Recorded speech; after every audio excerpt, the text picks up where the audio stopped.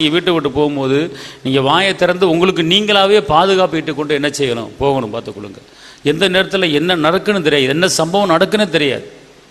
அப்போ நம்ம என்ன செய்யணும், பாதுகாப்பு என்ன செய்யணும் இருக்கணும். பலவானை முந்தி கட்டினால் ஒழிய ஒருவன் வீட்டுக்குள்ளே என்ன செய்ய மாட்டான், பிரவேசிக்க மாட்டான். உங்களுக்கு நீங்கள் முன்னக்கூடிய ஒரு பாதுகாப்பு இட்டுட்டு தான் வீட்டை விட்டு வெளியே போகணும். அல்லேலூயா. அது என்ன பாதுகாப்புன்னு கேட்டால் சொல்லுங்கள். பிதாவின் மகிமை என்னை மூடி இருக்கிறது, இயேசுவின் இரத்தத்தில் நான் மறைந்திருக்கிறேன், பரிசுத்த ஆவியின் அக்கினியிலே நான் இருக்கிறேன், உன்னதமானவரின் மறைவிலே நான் மறைந்திருக்கிறேன், சர்வ வல்லவருடைய நிழலில் நான் தங்கியிருக்கிறேன். பகலில் வெயிலாகிலும் இரவிலே நிலவாகிலும் என்னை சேதப்படுத்த முடியாது.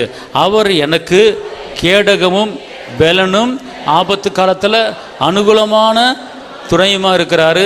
நான் எந்த இடத்துக்கு போனாலும் எந்த இடத்துக்கு வந்தாலும் அவர் சமூகம் முன்னாலே செல்லும்.